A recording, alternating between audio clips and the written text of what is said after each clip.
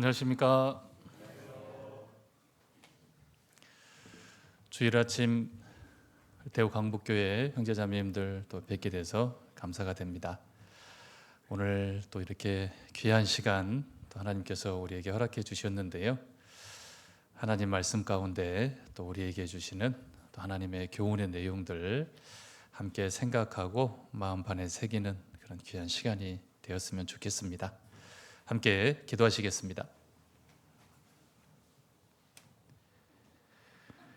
예수님 십자가의 보혈로 구원해 주시고 또 하나님을 또 아버지라 부를 수 있는 또 하나님의 자녀 삼아 주시고 인생 가운데 가장 귀한 삶을 또 의미 있는 삶을 또 살게 해 주신 하나님의 그 크신 사랑과 은혜에 감사를 드립니다.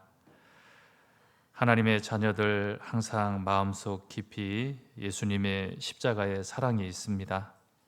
항상 그 사랑 또 잊지 않고 그 사랑을 또 더욱더 가득 채워서 그 사랑에 보답하는 또 귀한 삶을 살아갈 수 있도록 도와주시고 무엇보다도 이 십자가의 사랑 복음을 전하는 또 귀한 삶에서 더 힘을 낼 수 있도록 도와주시길 원합니다. 오늘 귀한 날 귀한 시간 허락해 주셔서 귀한 형제 자매님들 또 말씀 앞에 함께하고 있습니다. 우리의 마음 문을 열어주시고 말씀 가운데 우리에게 전해주시는 또 하나님의 음성을 또 온전히 듣고 하나님이 원하시는 또 귀한 삶을 살아갈 수 있는 힘을 얻는 또 시간으로 또 세상 가운데 힘들었던 또 그 마음의 상처들을 또 위로받고 치유하는 귀한 시간으로 또 함께 해주시길 원합니다. 오늘 이 자리에 함께하지 못한 또 형제 자매님들이 있습니다. 건강도 하나님께서 회복시켜 주시고 형편도 두루 살펴주시고 그 마음이 온전히 주님을 향할 수 있도록 붙잡아 주시고 주님을 위해서 귀한 삶을 살 수 있도록 또 힘을 더해 주시길 원합니다. 오늘 함께하는 이 시간 또 하나님께서 친히 또 주관해 주시고 인도해 주시길 부탁을 드립니다. 우리를 사랑하시는 우리 주 예수님 이름으로 기도드렸습니다. 아멘. 성경을 찾겠습니다. 열왕기상 19장입니다.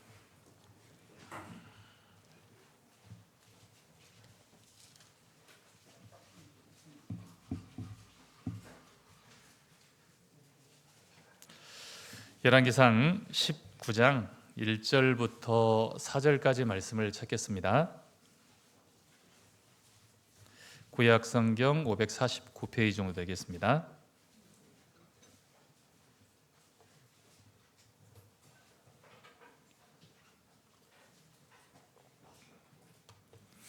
열왕기상 19장 1절부터 4절까지 말씀은 천천히 같이 읽겠습니다.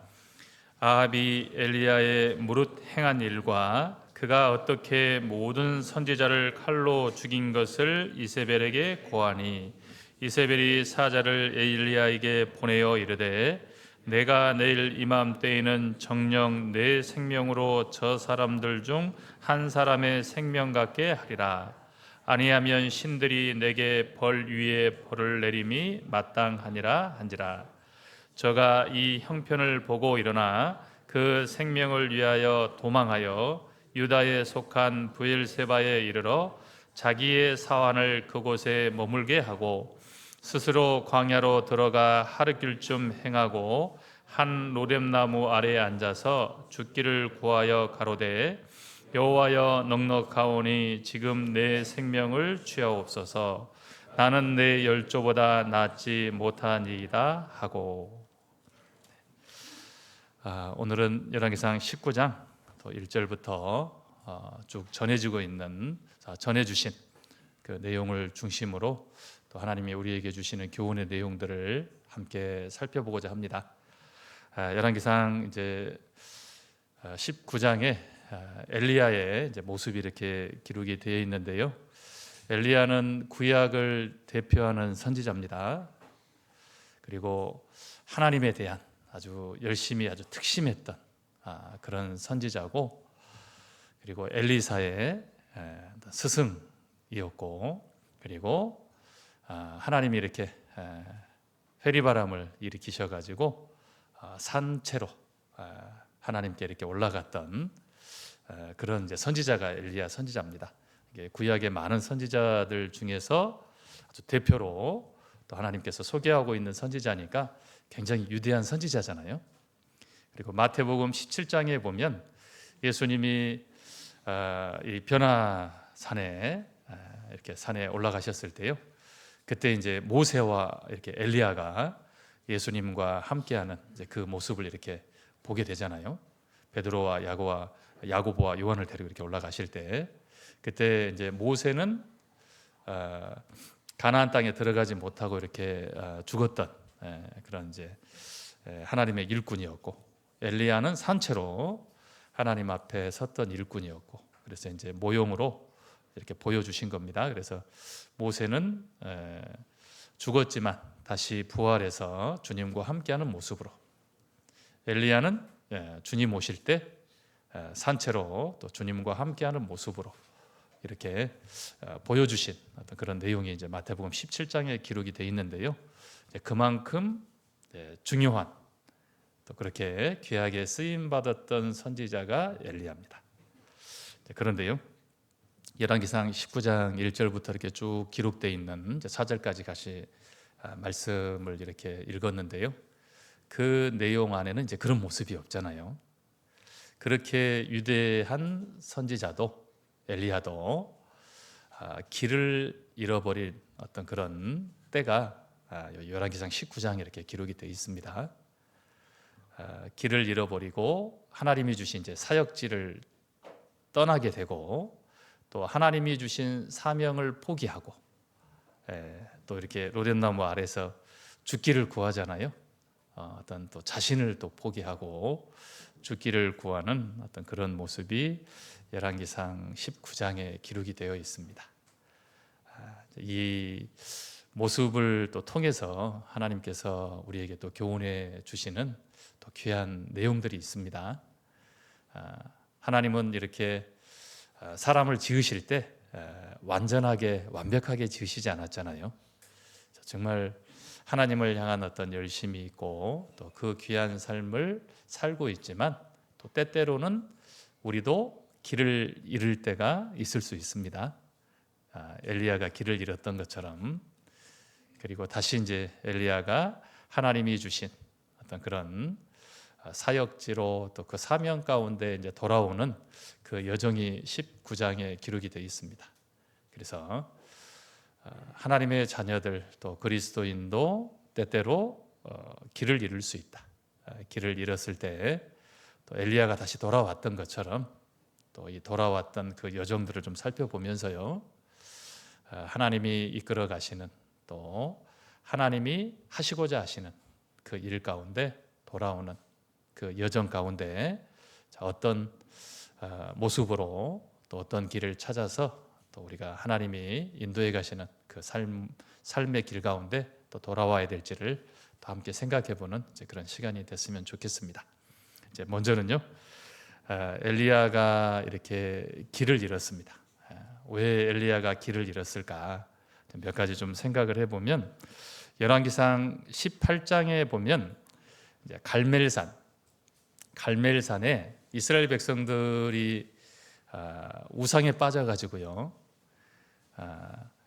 정말 어떤 신앙의 그런 정체성을 잃어버리고, 하나님도 아니고 우상도 아니고 이렇게 머뭇거리는 어떤 신앙의 모습을 살고 있었던 어떤 그런 이스라엘 백성들을 깨우기 위해서 갈멜산에 바알 그 우상을 섬겼던 그 선지자들, 그리고 아세라 신을 섬기는 그런 선지자들을 이렇게 불러 모으잖아요. 그리고 누가 진짜 신인지, 살아계신 진짜 신인지를 보여줍니다. 그래서 제단에 하나님이 불을 내려서 그 제물을 이렇게 받으시는 그 모습을 이스라엘 백성들이 보게 되고, 그 갈멜산에서 우상을 섬기는 선지자들을 기손 시내가에서 이제 이렇게 다 진멸하는 내용이 열왕기상 18장에 기록이 되어 있습니다. 그러니까 이제 큰 어떤 그런 우상과의 어떤 그런 우상을 섬기는 선지자들과의 어떤 싸움에서 승리했던, 그래서 이제 갈멜산은 승리의 장소입니다. 그런 큰 승리를 거두고 이렇게 이제 돌아오는 내용이 이게 이제 18장에 기록이 돼 있고 이렇게 이제 19장으로 이어집니다. 18장 46절을 한번 보겠습니다. 18장 46절. 18장 46절을 제가 읽겠습니다. 여호와의 능력이 엘리야에게 임함에 저가 허리를 동이고 이스라엘로 들어가는 곳까지 아합 앞에서 달려갔더라. 이제 우상을 섬기던 선지자들을 진멸하고 또 하나님이 약속해 주셨던 것처럼 3년 반 동안 하늘 문을 닫아 가지고 극심한 가뭄 가운데 기근 가운데 시달렸던 그 이스라엘 땅에 하나님이 비를 내려 주셨습니다. 그러니까 우상을 섬기는 선지자들과의 어떤 싸움에서도 승리하고 또 정말 하나님이 비를 내려주신, 하늘에서 내려주시는 비는 은혜를 상징하니까요, 하나님 은혜의 문이 딱 열린 거예요. 그래서 이 갈멜산은 승리의 장소, 그리고 이제 이스라엘로 이렇게 돌아오잖아요. 이스라엘은 어떤 곳이냐면 아합 왕의 이 궁전이 또 이렇게 머무를 수 있는 어떤 그런 궁전이 있었던 곳입니다. 그래서 이곳은 아주 비옥한 또 그런 어떤 농사가 아주 잘 되는 어떤 그런 땅이었고, 이곳이 이제 마지막 전쟁이 벌어지는 이스라엘 평원이 이제 무기또 아마겟돈입니다. 그곳으로 이렇게 돌아오는 모습이 46절에 기록되어 있는데, 이때는 기분이 너무 좋았겠죠. 개선 장군처럼 승리하고 돌아오니까 얼마나 좋았겠어요. 그렇게 이스라엘로 딱 돌아왔는데 이런 일이 벌어지는 겁니다. 19장 1절을 보겠습니다. 19장 1절. 아합이 엘리야의 무릇 행한 일과 그가 어떻게 모든 선지자를 칼로 죽인 것을 이세벨에게 고하니. 아합 왕입니다. 북이스라엘의 7번째 왕입니다. 북이스라엘의 가장 악한 왕, 그 왕이 이제 아합 왕이거든요. 이 왕이 이제 돌아와 가지고, 이세벨이 아합 왕의 부인입니다. 이방 여인을 이렇게 부인으로 맞이했는데 이 이세벨이 우상을 가지고 들어왔어요. 얘기하는 겁니다. 갈멜산에서. 야, 이렇게 바알을 섬겼던 또 아세라를 섬겼던 선지자들 하루 종일 신을 불렀지만 그 신들은 오지 않았다. 하지만 하나님이 불러 응답하셨다. 그리고 그 우상을 섬기는 선지자들을 진멸했던 내용들을 이세벨에게 이 얘기를 한 거예요. 자, 그러면 이제 어떤 반응이 나타나야 되냐면 이제 두려움이라는 것이 생겨야 되잖아요. 야, 진짜 하나님이 계시구나. 야, 이게 우상을 섬기는 어떤 그런 삶에서 벗어나야 되겠구나. 우상을 버리고 하나님께 돌아가야 되겠구나. 이런 기대를 해볼 수 있잖아요. 그런데 그렇게 이제 개선장군처럼 이렇게 딱 왔는데요. 또 아합 왕이 이제 그렇게 있었던 일들을 쭉 얘기를 했는데 전혀 엘리야의 기대와 정말 그런 어떤 바램과 정반대의 현상이 일어납니다. 이제 2절을 보겠습니다. 2절. 이세벨이 사자를 엘리야에게 보내어 이르되 내가 내일 이맘때에는 정녕 내 생명으로 저 사람들 중 한 사람의 생명 같게 하리라. 아니하면 신들이 내게 벌 위에 벌을 내림이 마땅하니라 한지라. 이세벨이 그 소식을 딱 듣고요, 두려움이 생기는 것도 아니고 정말 우상을 버리고 하나님께 돌아가야 되겠다 어떤 이런 마음이 생기는 것도 아니고 화가 난 겁니다. 그래서 이 엘리야를 잡아서 죽이려고 하는 거예요. 너를 죽이겠다. 그리고 아직도 바알 신과 아세라 신을 의지하는, 전혀 어떤 변화가 없는 더 악해진 그런 상황이 펼쳐지는 겁니다. 그러니까 엘리야가 그렇게 승리하고 돌아왔던 그 기쁨이 다 사라지는 거잖아요. 잔뜩 기대하고 왔는데 어떤 그런 이제 모습이 펼쳐지지 않는 겁니다. 그러니까 기대와 정반대의 상황이 펼쳐져요. 자, 그러면 이제 어떤 마음이 생기겠죠? 당황하겠죠. 이게 뭐냐? 어떻게 생각지도 못했던 이제 그런 일이 이렇게 펼쳐지면서 자기가 이제 지금 죽게 생겼잖아요. 이 이세벨에게 붙잡히면 이제 죽게 생겼습니다. 생명의 위협을 느끼고 자신이 두려움에 이렇게 쌓이는 어떤 그런 모습이 된 겁니다. 그러니까 전혀 생각지 못했던 기대했던 어떤 모습과 정반대의 모습이 어떤 펼쳐지는 어떤 그런 상황이 딱 펼쳐지니까 당황을 하는 겁니다. 이게 뭐냐? 어떤 그런 두려움 가운데 휩싸이는 어떤 그런 이제 상황이 딱 펼쳐진 거예요. 그런데 이제 우리가 한 가지 알아야 될 게 있잖아요. 하나님의 말씀이 전해지고 하나님의 역사가 일어나는 곳에는 평화가 있는 게 아니잖아요. 영적 싸움의 장소, 전쟁터기 때문에 어떤 싸움의 어떤 그런 소리들, 어떤 그런 전쟁의 소리들이 나는 거지. 그곳에 평화가 이루어지려면 완전한 승리가 이루어져야 되잖아요. 하나님이 역사하시는 곳에는 항상 영적 그곳이 전쟁터다. 그러니까 우리가 이렇게 복음을 전하더라도 아마 전도해 보신 분들은 그런 경험이 있을 거예요. 굉장히 관계가 좋았습니다. 그런데 정말 말씀을 듣고 더 관계가 좋아지려면 구원을 받아야 되고, 그죠? 온전한 구원이 이루어지지 않으면 그 관계가 틀어지잖아요. 때로는 그것 때문에 큰 어떤 분란이 생기게 되고, 그것 때문에 핍박을 받게 되고, 그것 때문에 어려움에 처하게 됩니다. 근데 이게 이상한 일이 아니잖아요. 하나님의 역사가 시작이 됐구나. 이렇게 우리는 생각을 해야 됩니다. 전쟁이 막 이렇게 한참 벌어지고 있잖아요. 벌어지고 있는데 갑자기 조용해진 거예요. 이건 이상한 거잖아요. 전쟁터에 나아가 있는 그 군인들, 그 군인들의 바람은 승리하는 겁니다. 그죠? 휴전도 안 됩니다. 휴전은 잠시 멈춘 거잖아요. 언제든지 또 전쟁이 일어날 수 있는 겁니다. 그 전쟁 가운데 완전한 승리를 거두는 것이 정말 전쟁에 참전한 그런 군인들의 가장 큰 또 바람이고 기대입니다. 그래서 온전한 승리가 이루어지려면 그 전쟁은 계속되어져야 됩니다. 복음이 전해질 때도 영적 전쟁이 벌어지는 겁니다.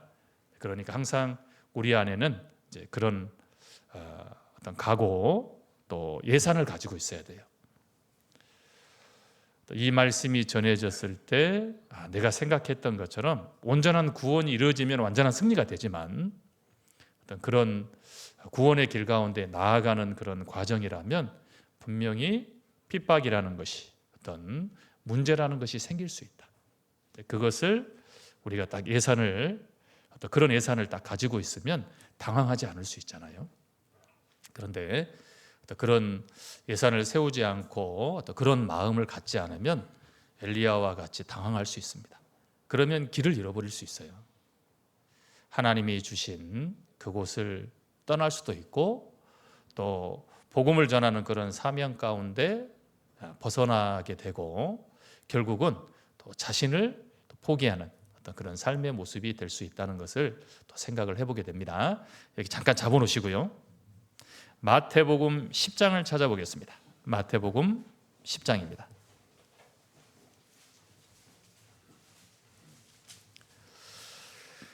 마태복음 10장 34절로 36절 말씀을 찾겠습니다.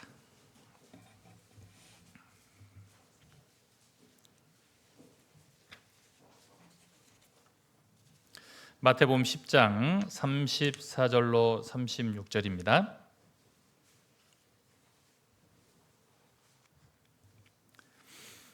제가 읽겠습니다. 내가 세상에 화평을 주러 온 줄로 생각지 말라. 화평이 아니요 검을 주러 왔노라. 내가 온 것은 사람이 그 아비와 딸이 어미와 며느리가 시어미와 불화하게 하매니 사람의 원수가 자기 집안 식구리라. 34절 말씀이에요. 내가 세상에 화평을 주러 온 줄로 생각지 말라. 여기서 말하는 화평은 잘 지내는 겁니다. 아무 일 없이 좋았던 관계 그대로. 그러려면 복음을 전하지 않으면 그렇게 지낼 수는 있어요. 하지만 검을 주러 왔다고 하셨잖아요. 검은 싸우는 도구입니다. 복음이 전해지면 영적 전쟁이 벌어지게 돼 있어요. 마귀가 그 두고 보지 않겠잖아요. 복음이 전해지는 것을. 하나님의 역사를 방해하니까 그 하나님의 역사가 이루어지는 것을 그대로 두지 않는 겁니다. 그러니까 다툼이라는 것이 생겨요. 그렇다고 해서 멈춘다면, 그렇다고 해서 내가 복음을 전하지 않는다면 또 육신적인 관계는 또 친밀하게 지낼 수 있고 평화할 수 있습니다. 하지만 그 영혼은 영원한 멸망의 길로 가는 거잖아요. 결국은 완전히 끊어지는, 완전히 나누어지는 그런 관계가 되어버리는 겁니다. 그래서요, 36절 말씀에 사람의 원수가 자기 집안 식구리라, 이런 분란이라는 것, 또 문제라는 것이 생기는 것이 정상이다. 영적 전쟁이 벌어지면 이런 문제가 있을 거다. 하지만 거기서 멈춰버린다면 육신적으로는 편해질 수 있지만 그 영혼을 건질 수는 없습니다. 그러니까 이런 예산이 있어야 되잖아요. 어떤 이런 마음이, 이런 각오가 있어야 됩니다. 이 말씀을 들으면 정말 다 구원을 받고 주님 앞에 온전히 나오면 참 좋겠습니다. 하지만 구원을 받는 분도 있지만 정말 처음 전했을 때 구원받는 분들이 훨씬 더 적잖아요. 요즘은 더 그런 것 같습니다. 더 핍박할 수도 있다. 더 나와 관계가 틀어질 수도 있다. 하지만 이 복음은 우리에게 맡겨주신 사명이니까 계속 우리는 전해야 됩니다. 그것이 우리의 일이잖아요. 엘리야도 마찬가지예요. 상황이 어떻게 변하든지 그게 중요한 게 아니잖아요. 하나님께서 세우신 선지자, 하나님의 말씀을 전해야 되고 하나님께 돌아오게 하는 것이 또 이 선지자의 일이니까 그 삶을 또 어떤 모습이 이렇게 펼쳐지더라도 그 삶의 길을 온전히 살아가면 됩니다. 하지만 이제 엘리야는 기대를 했던 것 같아요. 자, 이 정도 하나님이 역사하셨으면 분명히 변화가 있을 거다. 그런데 그 기대와 전혀 다른 그런 모습이 펼쳐지게 되는 겁니다. 그러니까 이제 야, 이게 뭐지? 야, 이런 일들이 왜 일어나지? 이제 어떤 그런 어떤 마음의 그런 마음의 갈등이 생기고 어떤 신앙적인 갈등이 생기고 길을 잘못 찾아가니까 결국은 하나님이 주신 그런 사역지 사명에서 떠나게 되고 그러다 보니까 자신의 이제 존재 가치를 이제 잃어버리게 되잖아요. 그래서 이제 자신의 삶도 자포자기하는 그런 모습이 되어버리는 어떤 그런 모습이 이렇게 열왕기상 19장에 기록이 되어 있습니다.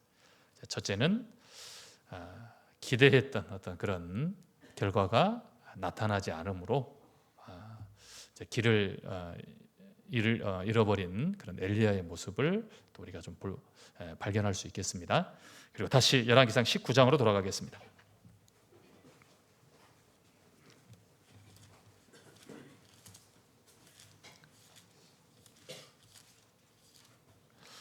열왕기상 19장 3절을 보겠습니다. 3절입니다.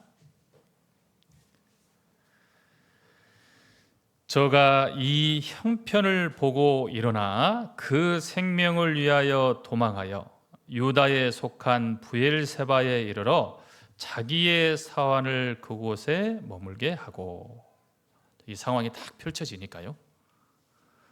이제 길을 또 떠나잖아요. 여기 보면은 유다에 속한 브엘세바입니다. 아합왕은 이제 북이스라엘의 왕이고 엘리야는 북이스라엘의 선지자로 하나님이 세웠거든요. 그런데 이 북이스라엘을 떠나가지고 남유다로 넘어갔어요. 이세벨에게 이제 발각이 되면 죽게 생겼잖아요. 그러니까 하나님이 주신 사역지를 떠나가지고 남유다. 예.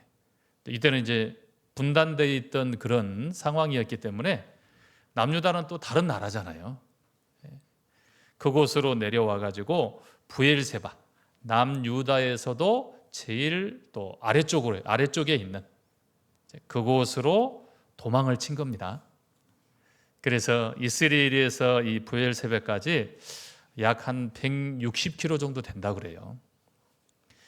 갈멜산에서 이스라엘까지는 약 한 26km 정도. 그 26km를 이렇게 달려오면서 느꼈을 그런 기쁨들이 있었잖아요.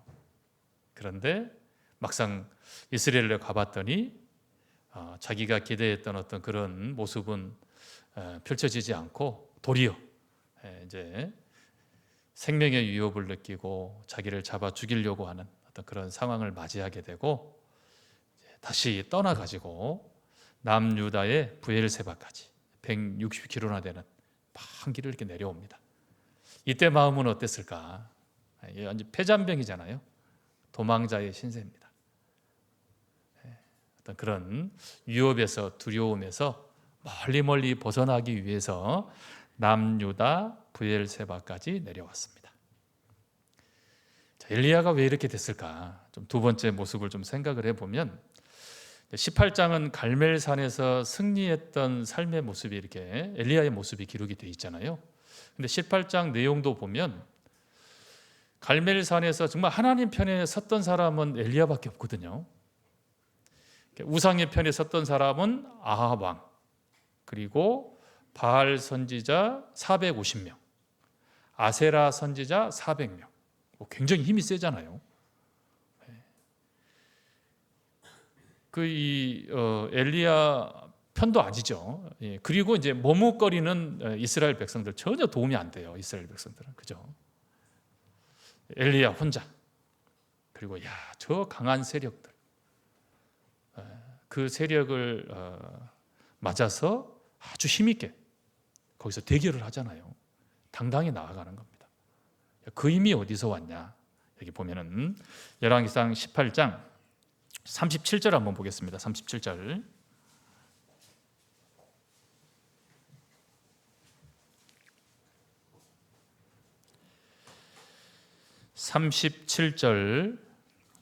열왕기상 18장 37절입니다. 제가 읽겠습니다. 여호와여 내게 응답하소서, 내게 응답하소서. 이 백성으로 주 여호와는 하나님이신 것과 주는 저희의 마음으로 돌이키게 하시는 것을 알게 하옵소서. 아멘. 그 힘이 어디서 왔냐? 하나님께 온 거잖아요. 이 갈멜산에서는 하나님만 의지했습니다. 엘리야가 의지할 대상이 없잖아요. 다 반대편에 서 있고 이스라엘 백성들은 이제 이러지도 저러지도 않는 그런 머뭇거리는 그런 신앙의 상태였고 전혀 도움이 되지 않는. 그런데 당당하게 힘있게 나아가서 이 싸움에서 승리한 거예요. 그런데 왜 열왕기상 19장에서는 그렇게 힘이 있었던 엘리야가 이렇게 비겁하게 도망자의 어떤 모습, 또 패잔병의 모습이 되었는가 좀 생각을 해본다면 19장 3절을 다시 한번 보겠습니다.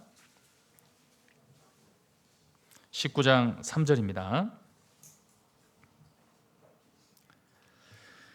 저가 이 형편을 보고 일어나. 갈멜산에서는 하나님만 바라봤잖아요. 하나님만 의지했습니다. 그런데 지금 이 도망자로 패장병으로 도망갈 때는 이 형편을 보고 일어나. 뭘 바라보고 있냐? 이세벨이 자기를 죽이려고 하는 것. 이 형편, 지금 펼쳐지고 있는 상황, 이제 어떤 자기의 어떤 생명을 해하려고 하는, 자기를 정말 잡아서 죽이려고 하는 어떤 그런 상황이 이렇게 펼쳐지고 있잖아요. 이제 시선이 바뀐 겁니다. 갈멜산에는 하나님만 바라봤고 정말 주님만 의지했을 때는 힘이 있었거든요. 그런데 이곳에서는 형편을 보니까 잡히면 죽게 생겼잖아요. 그러니까 힘을 잃어버린 겁니다. 길을 잃어버린 거예요. 싸울 힘도 없죠. 정말 어디로 가야 될지 방향도 찾을 수 없는. 그러니까 선택이 뭐냐? 도망가자입니다. 도망가자. 숨자. 그래서 남유다의 정말 아래쪽 그 먼 길까지 도망을 간 거예요. 어떤 비겁한 어떤 모습, 정말 도망자의 모습, 폐장병으로서 어떤 그런 모습 가운데 놓여 있는 엘리야의 모습을 우리가 생각해 볼 수 있겠습니다. 우리의 신앙의 삶도 언제 가장 힘이 있냐? 형편을 바라보면 이 형편은 항상 바뀌는 거고 결코 정말 나에게 힘이 될 수 있는 어떤 그런 상황들이 그렇게 많이 펼쳐지지 않잖아요. 정말 어떤 힘든 상황들 때로는 핍박이 주어질 수도 있고 때로는 어려운 상황 가운데 놓일 수 있고 형편을 바라보면 힘을 잃는 것이 우리도 동일합니다. 언제 가장 힘이 있냐?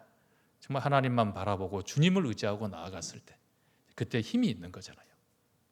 그래서 무엇을 바라보느냐가 중요한 겁니다.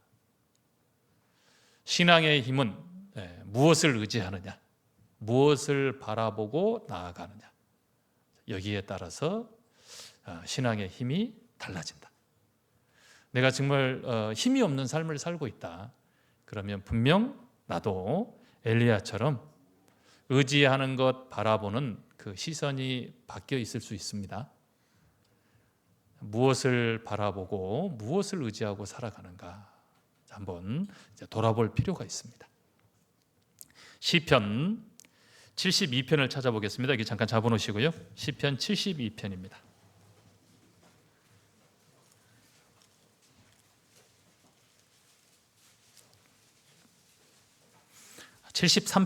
죄송합니다. 73편 1절로 3절 말씀을 보겠습니다.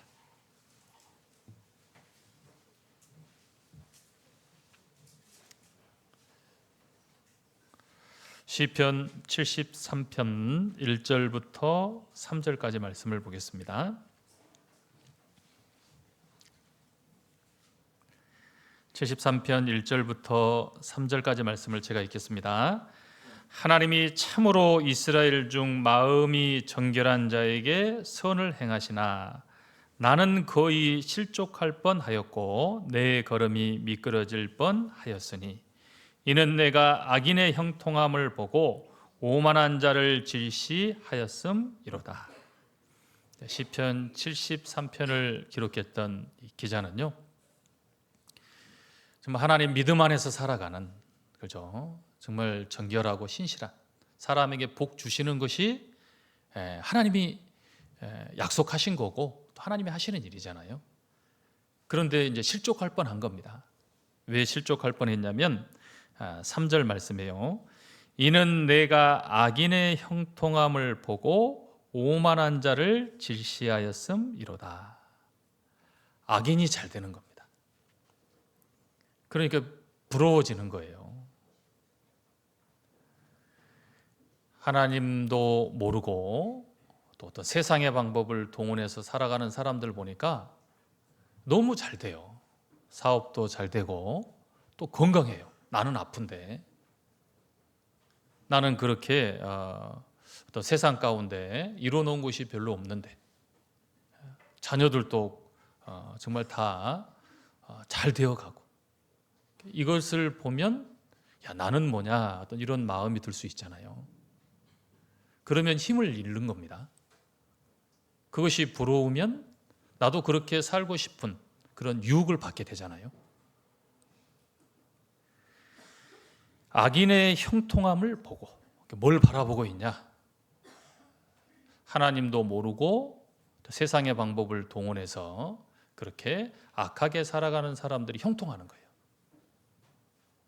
그 삶을 바라보니까 야, 정말 주님을 의지하고 살아가는 이 삶에서 내게 주어지는 게 뭐냐? 이렇게 어떤 신앙적인 갈등이 생길 수 있습니다. 이런 어떤 마음 가운데 혼란이 생길 수 있어요. 그러면 이제 힘을 잃어가는 거죠. 그리고 적당히가 되는 겁니다. 적당히. 주님만 의지하고 하나님만 바라보고 어떻게 사냐, 어떤 이런 마음들이 이제 들어오게 되는 겁니다. 그러면 엘리야처럼 이제 길을 잃게 됩니다. 하나님이 인도해 가시는, 또 하나님이 엘리야를 통해서 역사하고자 하시는 어떤 그런 어떤 사역 장소, 그리고 그 사명을 가지고 살아가는 그 삶에서 멀어지게 되겠죠. 무엇을 바라보느냐, 그래서 무엇을 의지하느냐가 중요합니다. 세상과의 싸움에서 우리는 승리할 수 있어요. 그죠? 또 승리하라고 하셨잖아요. 세상 가운데 살아가는데 이 세상의 수많은 유혹들, 또 이 세상과의 싸움과 어떤 그런 유혹들로부터 어떻게 이겨낼 수 있냐. 그리스도인이 가지고 있는 최고의 무기가 믿음이잖아요. 믿음. 그죠? 또 주님을 의지하고 주님의 도우심을 힘입는 것. 이것이 그리스도인에게 주어지는 최고의 특권입니다. 그리고 세상을 이기는 힘입니다. 마태복음 14장에 보면 이렇게 물 위에서요, 베드로가 예수님을 딱 물 위로 걸어오시는 예수님을 보잖아요. 그래서 베드로가 이렇게 예수님께 저도 물 위를 걷고 싶습니다, 딱 그러잖아요. 그러니까 예수님이 뭐라고 하셨냐면, 야, 너는 안 돼, 이렇게 하시지 않았습니다. 오라고 하셨어요. 오라. 왜 오라고 하셨을까? 물 위를 걸을 수 있거든요. 그래서 베드로가 용감하잖아요. 그래서 배에 딱 내려가지고 예수님을 향해서 걸어갔습니다. 물 위를 걸어가는 거예요. 예수님을 향해서 물 위를 걸어서 예수님께 가는데 바람이 이렇게 불잖아요. 잠깐 바람을 딱 바라보니까 이 베드로의 발이 이제 물에 잠기기 시작하는 겁니다. 빠져들기 시작하는 거예요. 주님만 바라보고 주님을 의지해서 걸어갈 때는 물 위를 걸었습니다. 그런데 바람을 바라보는 어떤 그런 시선이 딱 바뀔 때 그 물 위에서 걸었던 베드로가 이제 물에 이렇게 잠기는 그런 내용이 이렇게 기록이 되어 있는데요. 우리에게 교훈해 주시는 거예요. 세상을 이길 힘, 세상과 구별돼서요, 그리스도인다운 삶을 살 수 있는 그 힘이 어디서 나오냐? 주님만 바라보고 주님을 의지하고 나아가면 물 위를 걸을 수 있습니다. 세상 위에 있을 수 있어요.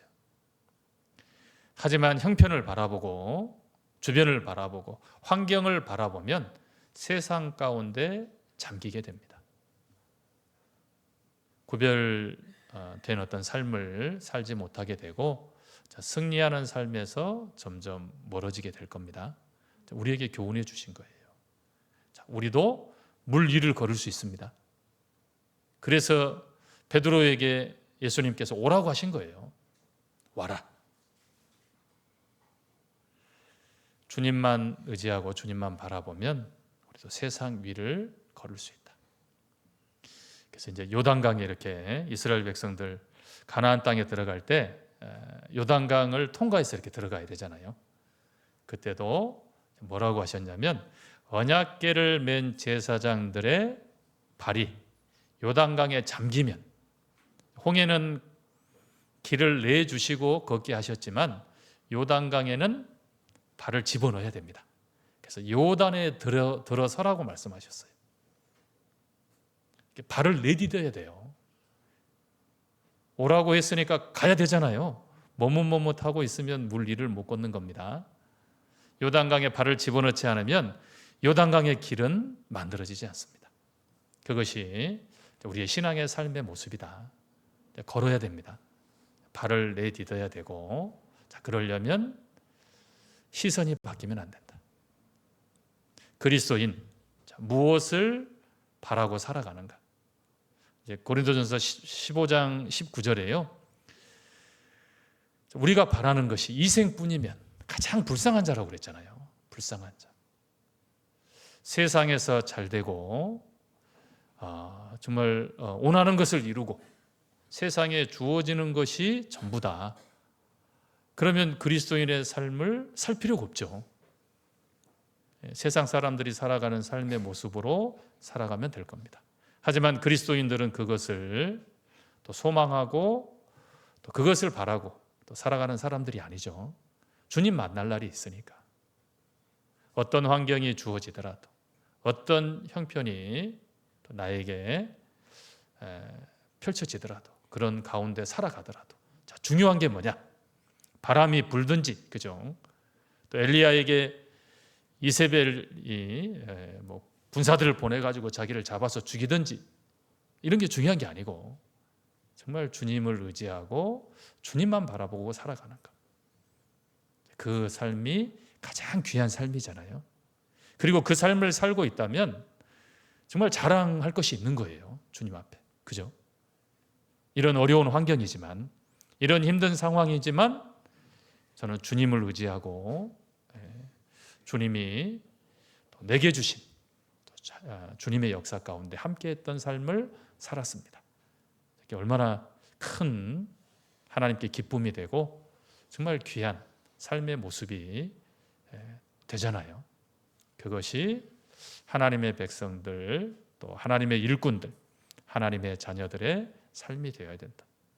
엘리야는 어떤 그런 삶에서 그 시선이 바뀌니까 주변에 펼쳐지는 그런 형편을 보니까 더 이상 정말 그 대적들과의 싸움에 나갈 수 있는 그런 힘을 잃어버리게 되고 결국은 길을 잃어버리게 되고 북이스라엘의 선지자인데 그 사역지를 이탈해서 멀리 떠나가지고 남유다 정말 아래 지역까지 도망가는 정말 부끄러운 어떤 모습의 삶이 열왕기상 19장 3절에 이렇게 기록이 되어 있습니다. 그 삶의 모습이 나의 삶의 모습이 되면 안 되겠다. 그래서 무엇을 바라보느냐, 무엇을 의지하느냐가 그래서 중요합니다. 다시 열왕기상 19장으로 돌아가겠습니다. 열왕기상 19장입니다.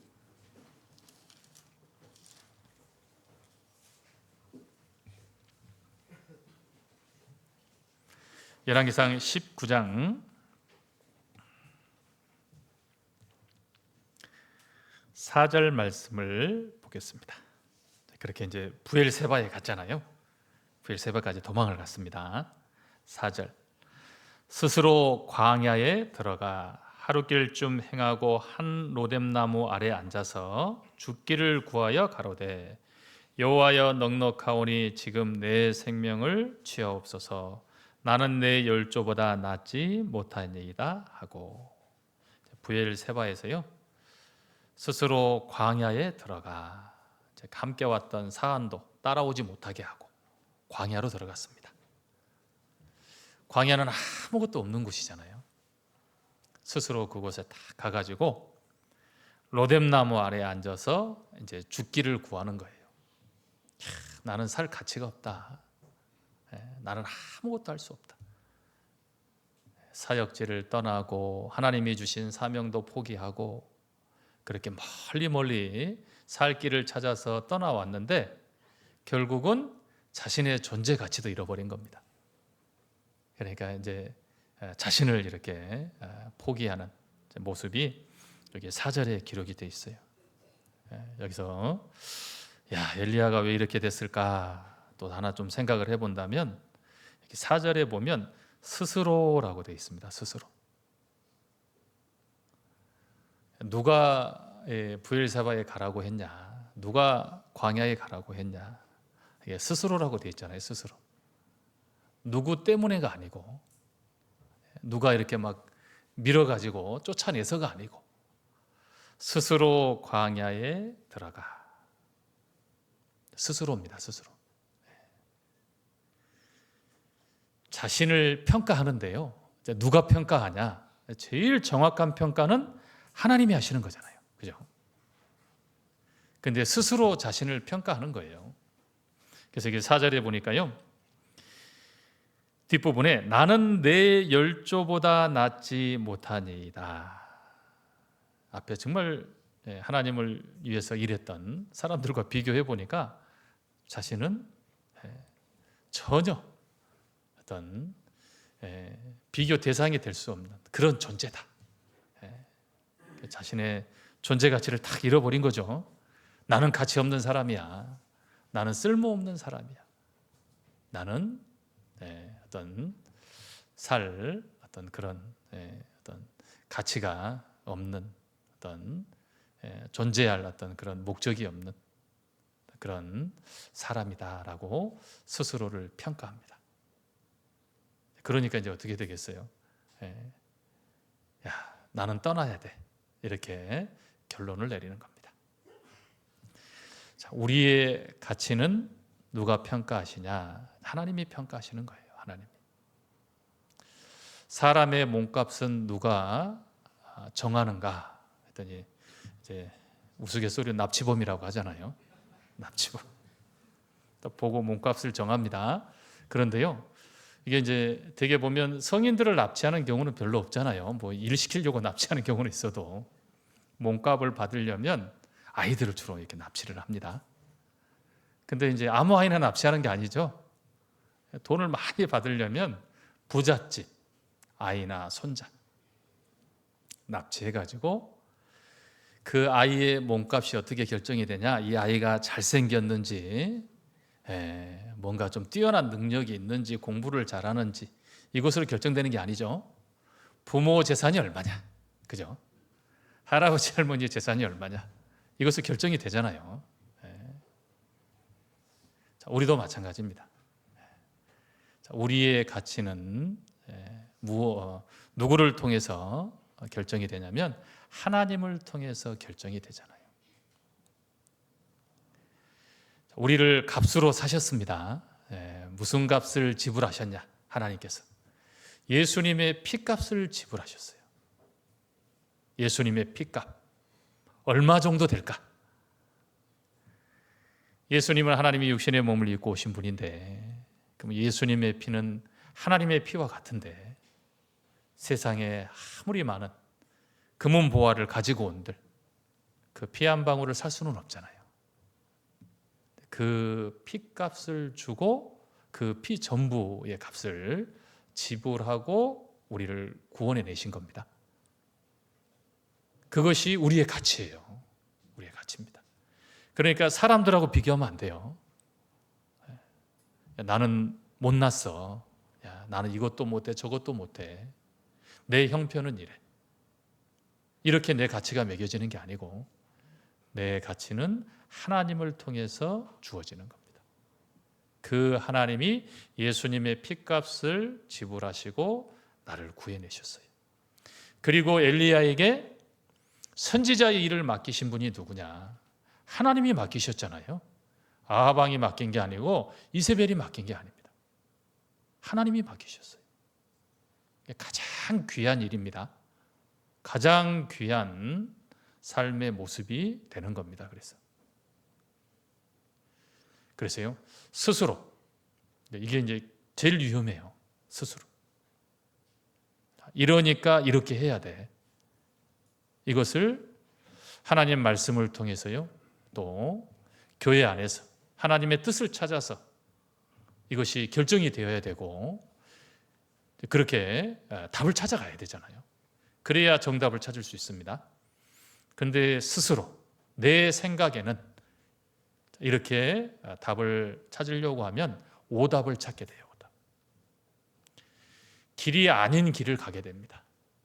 잘못된 길을 또 삶을 살게 돼요. 엘리야가 그렇게 된 겁니다. 그래서 무리에게 스스로 나뉘는 자는 자기의 소욕을 쫓는 자라. 온갖 참 지혜를 배척하느니라. 왜 교회에서 떨어지냐? 물론 이제 어떤 상황이 펼쳐졌겠죠. 교회 안에. 엘리야처럼. 그죠? 그 형편을 바라보니까 길을 잃어버리는 거예요. 교회에서 멀어지는 겁니다. 그리고 이제 마음속에는 원망이라는 것이 다 가지고 이제 생기게 되고 그것을 가지고 살아가요. 사람이 자기의 길을 굽게 하고 마음으로는 여호와를 하나님을 원망하느니라. 왜 하나님 원망하냐? 사람이 자기의 길을 굽게 하고 스스로 자기가 답을 딱 내가지고요, 자기의 길을 찾아가요.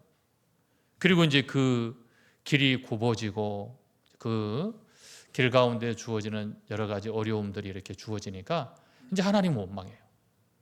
그 길을 누가 가라고 했냐? 이게 브엘세바로 누가 가라고 했냐? 이게 스스로잖아요, 스스로. 엘리야가 찾아간 곳이 브엘세바고 광야입니다. 잘못된 길을 찾아가는 거예요.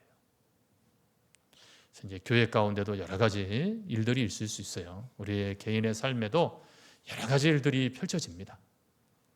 그 형편을 바라보고 그것에 딱 붙잡혀 가지고요, 자기가 답을 찾아가고 자기가 길을 찾아서 떠납니다.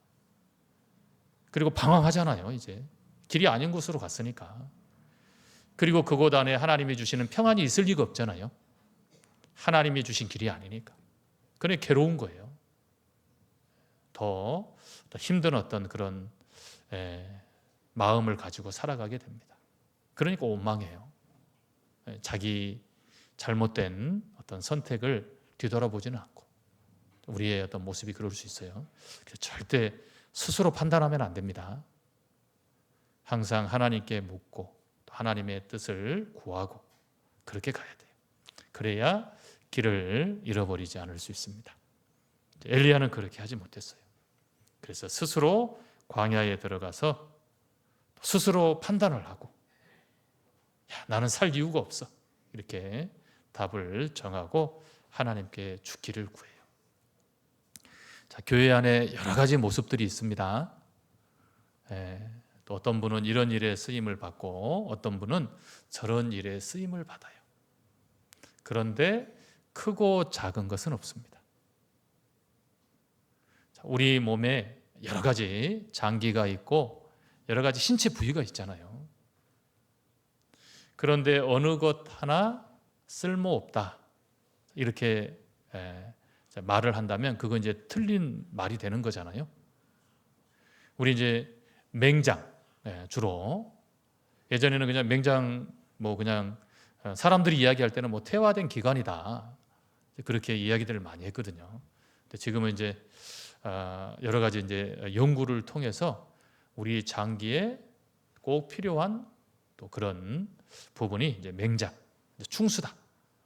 그래서 이제 쭉 연구를 해서 이렇게 발표했던 것이요, 이곳에 우리 정말 면역을 키워줄 수 있는 그런 물질들이 이렇게 저장이 된답니다. 그래서 적절하게 면역 기능을 유지할 수 있도록 관리해 주는 것이 우리 맹장의 역할이다. 그러니까요, 이제 없어도 되는 것은 없다, 이 말입니다. 그리고 이제 저희 이렇게 집에 있는 아이가 이렇게 손톱을 물어뜯는 버릇이 있어요. 지금 이제 애가 컸는데도 지금도 이렇게 물어뜯어가지고 손톱이 한 3분의 1은 없어요. 이제 그렇게 이제 그 못하게 했는데도 이렇게 이제 지금도 좀 버릇이 좀 남았더라고요. 이렇게 보면은 이제 손톱이 없어요. 뭐 특별하게 문제가 없을 것 같죠. 그런데 작은 것을 집을 때 못 집어요. 딱 손톱이 받쳐줘야 힘이 생기잖아요, 손끝에. 근데 얘는 이렇게 그걸 못 집어요. 그러니까 집어달라고 그래요, 저한테. 이제 그러면 이제 막 혼을 내죠, 또 그렇게. 정말 필요 없는 어떤 신체 부위는 없다.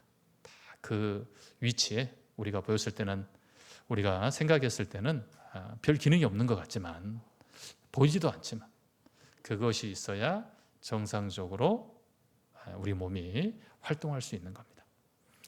고린도전서를 찾아보겠습니다. 고린도전서 12장입니다.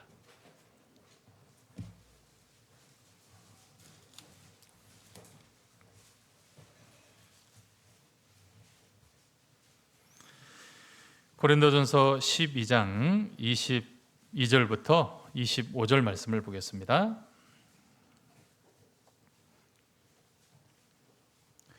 22절부터 25절까지 말씀을 보겠습니다.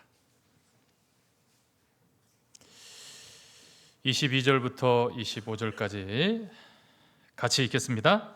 이뿐 아니라 몸에 더 약하게 보이는 지체가 도리어 요긴하고 우리가 몸에 덜 귀 여기는 그것을 더욱 귀한 것들로 입혀주며 우리의 아름답지 못한 지체는 더욱 아름다운 것을 얻고 우리의 아름다운 지체는 요구할 것이 없으니 오직 하나님이 몸을 고르게 하여 부족한 지체에게 종기를 더하사 몸 가운데서 분쟁이 없고 오직 여러 지체가 서로 같이하여 돌아보게 하셨으니. 우리 몸을 통해서 교회의 모습을 이렇게 설명해 주고 계시는 거예요. 교회 안에 여러 또 모습들이 있습니다. 각자의 모습들이 있고 또 우리는 완전하지 않으니까요, 부족한 모습들이 있어요. 내 생각에는 저 형제 자매는 너무너무 이런 모습들이 부족하다 이렇게 생각할 수 있지만 나름의 또 하나님께서 사용하시는 또 모습이 있는 겁니다. 그러니까요, 우리 스스로 자신의 존재 가치를 정하면 안 됩니다. 예수님 피값을 주고 우리를 구원해 내실 만큼 나는 하나님 앞에 존귀한 존재다. 그리고 교회 가운데 이 자리에 두신 분이 하나님이시잖아요. 이곳에 나를 두신 분이 하나님이에요. 분명히 이 교회 안에 내가 해야 될 역할이 있고 내가 또 함께 함으로써 힘있게 주님의 복음을 전하는 또 귀한 교회로 쓰임을 받는 겁니다. 그래서 필요 없는 또 지체는 하나도 없다는 것 항상 생각을 하고요. 서로 응원해주고 기도해줘야 돼요. 하나님께서 정말 귀하게 사용하실 수 있도록 또 잘하게 하시는 분은 하나님이시니까요. 우리가 어떤 그 중심을 바꿀 수도 없고 그 삶의 모습을 바꿀 수도 없습니다. 하나님이 하시는 일이에요. 하나님께서 또 필요에 따라서 하나님이 만들어 가시고 또 사용해 가십니다. 그리고 결국은 교회의 유익이 되는 겁니다. 그러니까 교회 안에서도요, 어떤 자신의 가치를 자기 스스로 결정하지 마라. 이것은 하나님이 결정하시는 것이고 정말 내가 필요 없는 어떤 존재라면 이제 이곳에 있을 이유가 없는 거잖아요. 하나님 이곳에 두시지 않겠죠. 분명히 이 안에서 하나님이 사용하시는 그런 하나님의 계획이 있고 하나님의 뜻이 있다는 것. 절대 스스로 자신의 가치를 정하면 안 되고 스스로 판단하면 안 되고 스스로 자기의 길을 찾아서 답을 스스로 만들면 안 됩니다. 그러면 길을 잃어버릴 수 있습니다. 그리고 결국은 어떤 자신의 삶도 포기하는 그 모습이 이 엘리야가 열왕기상 19장에 기록되어 있는 엘리야가 길을 잃어버린 그 모습입니다. 이렇게 죽기를 구하는 엘리야. 이 엘리야가 여기서 끝난 게 아니죠. 다시 하나님의 일터로 또 하나님의 역사 가운데로 돌아오는 여정이 이렇게 기록이 되어 있습니다. 그래서 이제 길을 잃었던 엘리야가 다시 길을 찾아오는 과정을 좀 살펴보도록 하겠습니다. 열왕기상 19장입니다.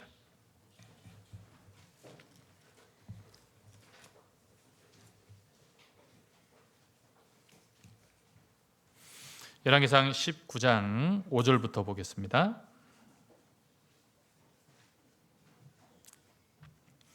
열왕기상 19장 5절입니다.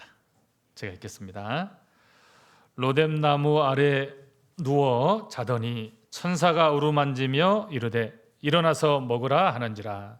본즉 머리맡에 숯불에 구운 떡과 한 병 물이 있더라. 이에 먹고 마시고 다시 누웠더니 여호와의 사자가 또다시 와서 어루만지며 이르되 일어나서 먹으라. 내가 길을 이기지 못할까 하노라 하는지라. 이제 하나님이 어떻게 하셨냐면 이제 로뎀나무 아래에서 죽기를 구하잖아요. 그래서 이제 천사를 통해서 먹을 것을 주시는 겁니다. 먼 길을 도망쳐 왔으니까. 그리고 쉬게 하시는 거예요. 길을 잃은 엘리야가 어떻게 이제 길을 찾아오냐면, 첫 번째는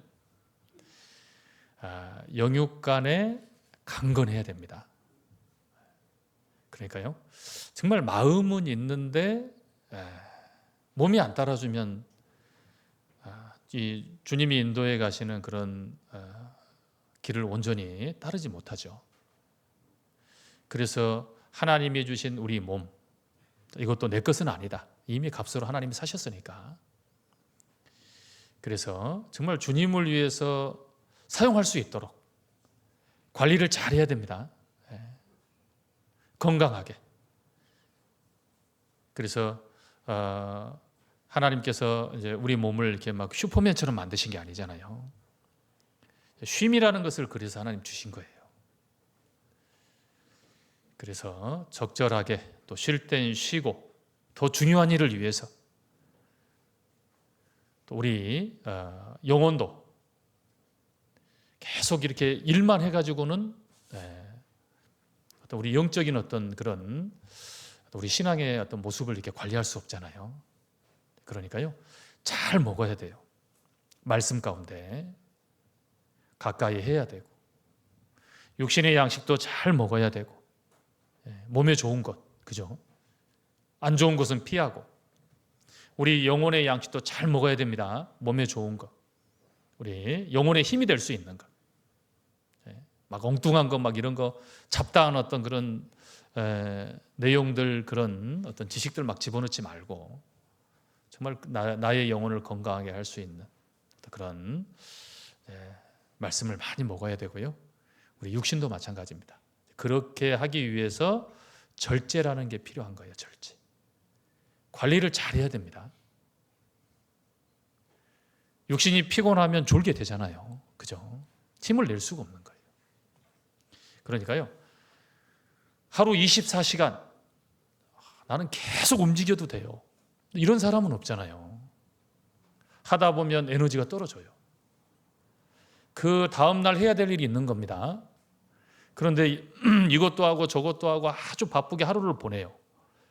그리고 그 다음날 정작 해야 될 중요한 일이 있는데 그 일에는 힘을 못 쓰는 겁니다. 이게 이제 절제를 못한 거잖아요. 내일을 위해서 해야 될 어떤 그런 힘을 남겨둬야 돼요.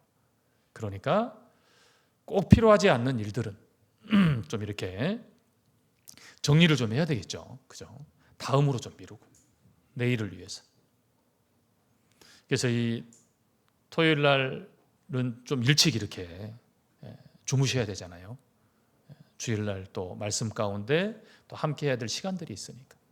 막 밤늦게까지 이렇게 함께하면 그 다음날 굉장히 피곤합니다. 또 우리가 해야 될 또 중요한 어떤 일을 앞두고는 관리를 잘 해야 돼요. 그렇게 절제를 잘 해야 어떤 건강한 우리 어떤 육신의 몸도 유지할 수 있고, 우리 영혼의 상태도 유지할 수 있어요. 그래서 하나님께서 쉬게 하시고 이제 먹이시는 겁니다. 힘이 있어야 찾아가죠. 길을 따라갈 수 있고. 그래서요, 에너지만 이렇게 자꾸 소모해 버리면 방전이 돼요. 방전. 아무것도 할 수 없게 되는 겁니다. 그래서 적절하게 먹고 사용하는 것, 이 일을 적절하게 잘 해야 되고, 그렇게 하기 위해서 절제라는 것이 필요하다. 우리 고린도전서 9장을 찾아보겠습니다. 고린도전서 9장입니다. 잡아놓으시고요. 고린도전서 9장입니다.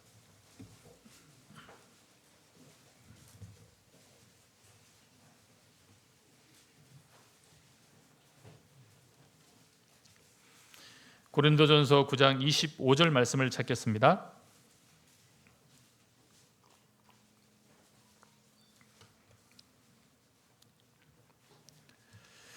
고린도전서 9장 25절 같이 읽겠습니다. 이기기를 다투는 자마다 모든 일에 절제하나니 저희는 썩을 면류관을 얻고자 하되 우리는 썩지 아니할 것을 얻고자 하노라. 이기기를 다투는 자마다 모든 일에 절제하나니. 절제라는 것이 필요한 겁니다. 때로는 하고 싶어도 참아야 돼요. 그렇죠? 아주 중요한 일을 앞두고는요. 밤새 뭐 교제하고 함께하고 참 좋잖아요. 근데 내일 해야 될 일이 있거든요. 정말 중요한 일이. 그러면 어느 정도 다 이렇게 시간을 좀 정해놓고 절제해야 됩니다. 그리고 그 일에 또 힘을 우리가 모아야 되잖아요. 우리 몸도 마찬가지고.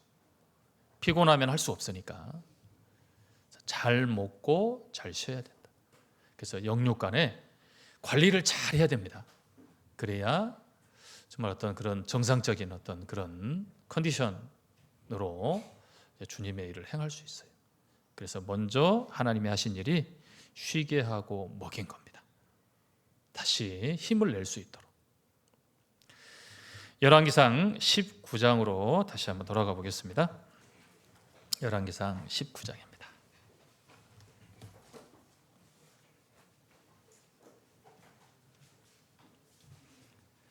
8절 말씀을 보겠습니다. 8절, 9절 말씀을 보겠습니다. 열왕기상 19장 8절, 9절 말씀을 제가 읽겠습니다. 이에 일어나 먹고 마시고 그 식물의 힘을 의지하여 40주 40알을 행하여 하나님의 산 호렙에 이르니라. 힘이 생겼죠. 먹은 것이 있으니까요. 그죠? 들어온 곳이 있으니까. 나가기만 하면 힘을 잃어버리겠잖아요. 자, 그래서 40주 40야를 행하여 하나님의 산 호렙, 이것이 이제 신의 산입니다. 브엘세바, 남유다 도망갔던 브엘세바에서 다시 이제 하나님의 산으로 돌아와요. 이 거리가 약 한 300km 정도 된다고 합니다. 아주 먼 거리를 다시 돌아오는 거예요. 돌아와서요. 9절을 보겠습니다. 엘리야가 그곳 굴에 들어가 거기서 유하더니 여호와의 말씀이 저에게 임하여 이르시되 엘리야야 내가 어찌하여 여기 있느냐. 이제 돌아오긴 돌아왔잖아요.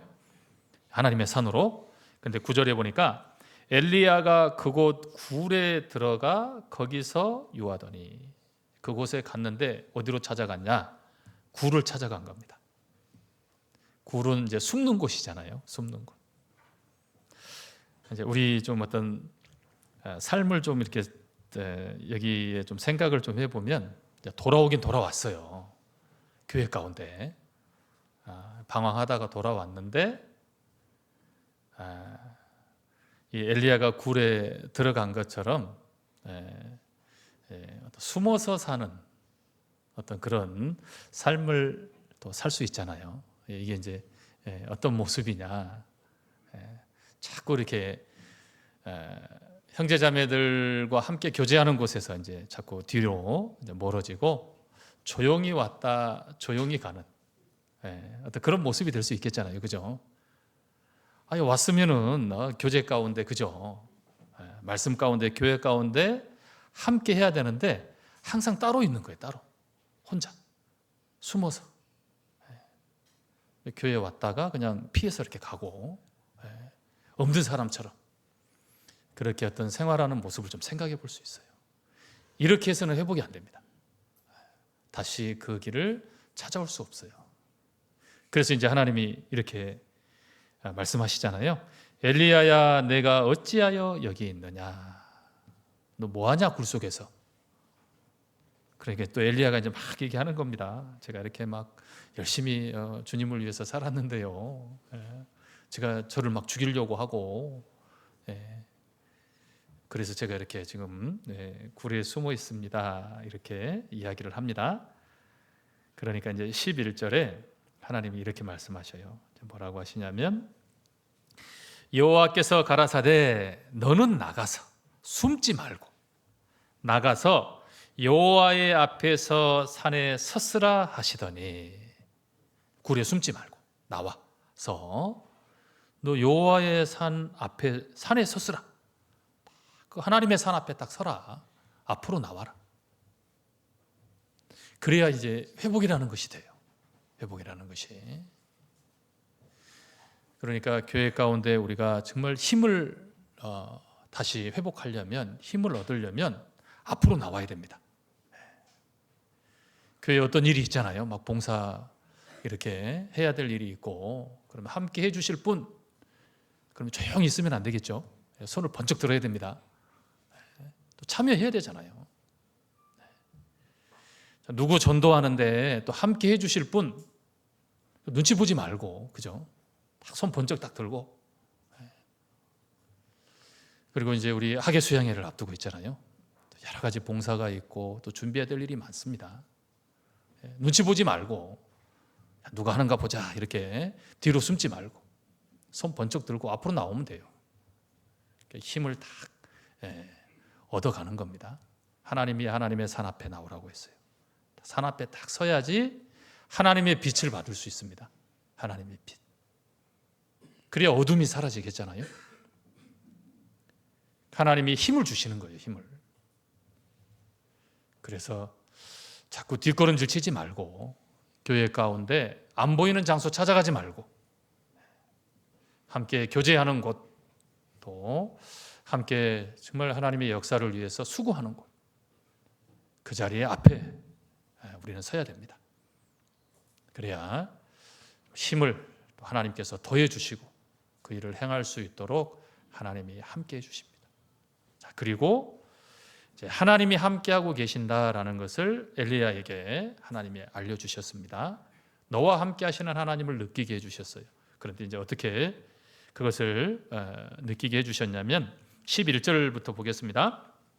11절, 여호와께서 가라사대 너는 나가서 여호와 앞에서 산에 섰으라 하시더니 여호와께서 지나가시는데 여호와의 앞에 크고 강한 바람이 산을 가르고 바위를 부수나 바람 가운데 여호와께서 계시지 아니하며 바람 후에 지진이 있으나 지진 가운데도 여호와께서 계시지 아니하며 또 지진 후에 불이 있으나 불 가운데도 여호와께서 계시지 아니하더니, 큰 일이 이루어지는 곳, 또 어떤 큰 그런 변화가 만들어지는 곳, 그곳에 우리가 함께하고 그건 볼 수는 있어요. 그런데 내가 정말 나와 함께 하시는 하나님을 발견하는 곳은 어디냐, 이런 곳은 우리가 함께 보는 거지만 정말 나와 함께 하시는 하나님, 자, 이것은요, 여기 12절 다시 한번 제가 읽겠습니다. 또 지진 후에 불이 있으나 불 가운데도 여호와께서 계시지 아니하더니 불 후에 세미한 소리가 있는지라. 세미한 소리가 들리는 거예요. 세미한 소리를 들으려면 아주 가까이 함께 해야 되잖아요. 그리고 지금 어떤 요란한, 어떤 분주한 그런 상태에서는 소리를 들을 수 없습니다. 조용한, 아주 가까이 계시는 하나님의 소리를 듣게 하신 거예요. 하나님은 나와 멀리 계시지 않습니다. 아주 가까이 계셔요. 언제 하나님이 나와 함께 하심을 내가 느끼고 하나님의 음성을 들을 수 있냐? 세미한 소리니까요. 조용히 하나님과 함께하는 시간이 필요합니다. 말씀 가운데 개인적으로 함께하는 시간, 기도 가운데 개인적으로 하나님과 함께하는 시간, 분주한 어떤 삶 가운데, 또 이런 어떤 큰 일 가운데 참여하고 그 가운데 역사하시는 하나님을 우리가 보게 되지만 우리 개인적으로, 그래서 개인 신앙 관리가 중요한 겁니다. 기도하는 시간, 말씀 가운데 함께하는 시간, 그리고 정말 우리가 가장 큰 힘을 내는 시간이 전도하는 거잖아요. 함께 전도하는 것도 중요하지만 우리 개인, 또 내가 전도하는 것이 중요합니다. 그 가운데 하나님의 함께 하심을 느끼는 거예요. 분주하게 하루를 보내버리면 언제 하나님이 나와 함께 하셨는가 전혀 느끼지 못하고 하루라는 시간을 보낼 수도 있습니다. 그렇잖아요. 하루가 지나고 이틀이 지나고 3일이 지날 수도 있어요. 언제 하나님이 나와 함께 하셨는가 생각해 본 적이 없거든요. 찾아본 적이 없거든요. 그러면 정말 하나님이 나와 가까이 나와 함께 하시는 하나님을 잊어버릴 수도 있습니다. 그래서 세미한 음성으로 하나님의 엘리야와 함께 하심을 또 알게 하신 겁니다. 항상 곁에 있는 하나님. 내 기도를 또 나의 소리를 듣고 계시는 하나님. 느낄 수 있고 또 그렇게 하나님의 가까이 계심을 또 우리가 의지하고 그렇게 살아간다면 힘이라는 것이 딱 생기는 거잖아요. 힘든 어떤 상황이 펼쳐지면 먼저 기도하게 되고, 그죠? 하나님께 아뢰게 되고, 하나님의 그 음성을 또 구하게 되고, 뜻을 구하게 되고, 답을 구하게 되고, 하나님과 동행하는 그 삶을 우리가 살아갈 수 있습니다. 자, 이렇게 하나님이 가까이 함께 계신다는 것을 또 알게 해주시고, 15절을 보겠습니다. 15절. 15절 제가 읽겠습니다. 여호와께서 저에게 이르시되 너는 내 길을 돌이켜 광야로 말미암아 다메섹으로 가서 이르거든 하사엘에게 기름을 부어 아람 왕이 되게 하고 너는 또 님시의 아들 에후에게 기름을 부어 이스라엘 왕이 되게 하고 또 아베모올라 사밧의 아들 엘리사에게 기름을 부어 너를 대신하여 선지자가 되게 하라. 15절에요. 너는 내 길을 돌이켜 다시 돌아와라. 하나님의 역사 그리고 하나님이 주신 그 사명 그 사역의 길 가운데 돌아와라. 그래서 이 왕에게 기름 붓는 일 그리고 엘리사가 이제 엘리야의 제자잖아요. 일꾼을 세우는 일, 그 역사 가운데 다시 돌아와서 이제 그 일을 행하는 겁니다. 그래서 할 일이 있어요. 할 일. 나는 아무 할 일이 없다. 그러면 하나님의 일터로 돌아오지 않겠죠. 아무 할 일이 없다. 그러면 하나님 데려가실 거예요. 그죠? 할 일 없는 사람을 왜 이 정말 수고와 슬픔 가운데 살아가는 인생 가운데 두시겠어요? 아직까지 나이가 들어도 내가 살아있다면 분명히 내가 할 일이 있다. 할 일이 있으니까 하나님이 오늘이라는 시간을 나에게 허락해 주신 거다. 할 일이 있어요. 할 일. 할 일이 있기 때문에 주저앉아 있으면 안 됩니다. 멈춰 있으면 안 돼요. 뭐 일이 있는데 일 안 하고 놀면 안 되잖아요. 할 일이 있습니다. 할 일. 엘리야에게도 하나님이 맡기실 일이 있어요. 맡기신 일이 있고 해야 될 일이 있는 겁니다. 안 그랬으면 죽기를 구할 때 하나님이 데려가셨겠죠. 그죠? 할 일이 있는 거예요. 너는 내 길을 돌이켜 광야로 말미암아 다메섹으로 가서 내 길을 돌이켜라. 하나님께서 너에게 맡겨주신 그 일터로 돌아와라. 일을 해야 되는 겁니다. 여호수아가 이렇게 가나안 땅에 이렇게 들어와 가지고요. 첫 번째 전쟁이 여리고성 전투잖아요. 하나님의 방법으로 여리고성 전투에서 승리했습니다. 그리고 두 번째 전쟁터가 아이성이었어요. 아주 작은 성입니다. 근데 거기서 패배했잖아요. 그러니까 이제 땅에 이렇게 무릎 꿇고 앉아가지고 하나님 정말 이곳까지 인도해서 우리를 다 멸하게 하십니까? 막 이렇게 이제 다 죽게 됐다고 낙심 가운데 그렇게 엎드려 있을 때 이제 하나님이 뭐라고 하셨냐면 일어나라고 하신 겁니다. 일어나라. 여호수아 7장을 찾아보겠습니다. 여호수아 7장입니다.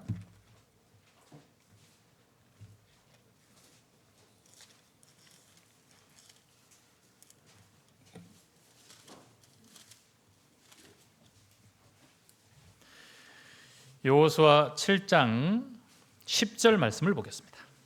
10절.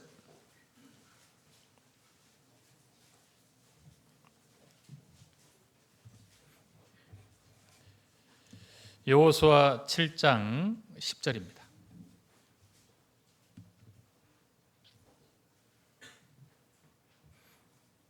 제가 읽겠습니다. 여호와께서 여호수아에게 이르시되 일어나라 어찌하여 이렇게 엎드렸느냐. 엎드려 있으니까요. 주저앉아 있으니까. 여호와께서 여호수아에게 이르시되 일어나라, 일어나라고 하시는 거예요. 왜 일어나라고 하셨을까요? 할 일이 있거든요. 할 일. 첫 번째 전투가 여리고성, 그죠? 두 번째 전투가 아이성이에요. 아직 싸워서 승리해야 될, 얻어야 될 땅이 아직 엄청 많이 남아 있습니다. 이제 시작하는 거예요. 시작. 첫 번째, 두 번째 전투니까. 그런데 주저앉아가지고 우리 다 죽게 생겼습니다. 그렇게 낙심 가운데 있는 겁니다. 하나님께서 일어나라고 하시는 거예요. 일어나라. 13절 보겠습니다. 너는 일어나서 백성을 성결케 하여 이르기를 너희는 스스로 성결케 하여 내일을 기다리라. 내일이 있습니다. 내일. 다음 전투가 있어요. 왜 아이성 전투에서 하나님이 함께 하시지 않았냐면 아간이 그 전쟁 가운데 취했던 전리품을 숨겼잖아요. 아간이 죄를 지었기 때문에 하나님이 그 가운데 함께 하시지 않았습니다. 그래서요, 너는 일어나서 백성을 성결케 하여 아간의 그 죄를, 범죄를 제하고, 죄가 있는 곳에 하나님이 역사하시지 않으니까 일어나서 백성을 성결케 하여 이르기를 너희는 스스로 성결케 하여 내일을 기다리라. 내일이 있습니다. 내일. 내일이 없다면 오늘 주님을 만나러 가야 되겠죠. 내일이 있어요. 내일. 다음 전투가 있습니다. 다음 전투. 내일을 기다리라. 해야 될 일이 있습니다. 해야 될 일. 하나님의 자녀들에게 맡겨주신 일이 있어요. 그 일이 아직 안 끝났습니다. 이 전쟁이 완전하게 끝나지 않았습니다. 다시 준비해서 싸워야 돼요. 그래서 다시 준비해서 싸워서 아이성을 이제 차지하게 됩니다. 그 전쟁에서 이제 승리하게 돼요. 우리도 싸워야 될 또 이 싸움이 또 있잖아요. 이 싸움이 하루의 싸움으로 1년의 싸움으로 끝나는 게 아닙니다. 주님 앞에 갈 때까지 해야 될 일이 있어요. 아직 못한 일이 있습니다. 일을 다 한 게 아니잖아요. 다 했으면 이제 마치고 주님 앞에 서면 되지만 아직 해야 될 일이 있고 남아있는 일들이 많이 있습니다. 우리 개인적으로도 해야 될 일이 있잖아요. 해야 될 일. 멈춰 서 있으면 안 되고 낙심해서 그냥 주저앉아 있으면 안 됩니다. 해야 될 일이 있으니까 일어나야 돼요. 엘리야에게 이 일을 하나님이 맡기셨습니다. 그 일터로 다시 돌아왔어요. 그리고 하나님의 일, 또 하나님이 맡기신 그 역사 가운데 함께 했어요. 그래서 하나님이 산채로 하나님이 데리고 가신 겁니다. 그 역사 가운데 함께했던 그 선지자가 엘리야입니다. 구약을 대표하는 선지자, 아주 위대한 선지자. 하지만 이 선지자도 길을 잃었던 그 삶의 모습을 가지고 있다. 우리에게 교훈해 주시잖아요.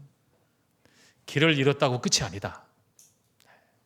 다시 돌아와서 하나님의 역사 가운데 함께 해야 되고, 남아있는 일이 있으니까 우리가 아직도 이 세상 가운데 하루의 삶을, 또 내일이라는 삶을 우리가 살아가게 된다라는 것을 또 우리에게 말씀해 주고 계십니다. 그러니까요, 해야 될 일, 또 그 목표, 그 목적을 잃어버리면 안 됩니다. 할 일이 있어요. 할 일. 우리 각자에게 주신 또 내가 해야 될 일이 있기 때문에 우리는 그 일을 하다가 주님 앞에 서야 되고, 그 일 중에 이제 제일 큰 일이 복음을 전하는 일이잖아요. 좀 멀어져 있다면, 그 길에서 좀 벗어나 있다면 다시 돌아와야 됩니다. 그리고 그 역사 가운데 함께하는 그런, 아주 이제 날씨가 점점 더워지잖아요. 뜨거운 계절에 맞게 뜨거운 그런 열정으로 함께하는, 이제 우리 또 이번 달에도 집회도 있고 또 7월부터 학예 수양회가 시작이 됩니다. 내가 해야 될 일 다시 한번 좀 생각을 해보고 자, 이렇게 목표를 좀 딱 세워가지고요. 정말 하나님이 나를 통해서 하시고자 하시는 그 귀한 역사 가운데 함께 참여하는 그런 귀한 시간이 됐으면 좋겠습니다. 오늘 말씀 여기까지 하겠습니다. 기도하시겠습니다.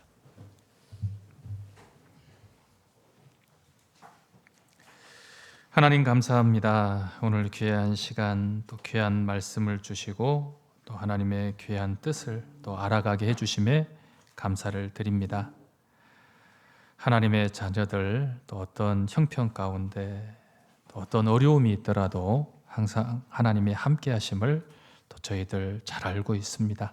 힘을 낼 수 있도록 하나님 도와주시고 하나님이 원치 않는 길 가운데 또 걸음을 걷지 않도록 하나님이 주신 그 사역지, 그 사명 가운데 귀한 삶을 살아갈 수 있도록 하나님 도와주시고 무엇보다도 우리에게 맡겨주신 가장 큰 일이 복음 전하는 일임을 저희들 잘 알고 있습니다.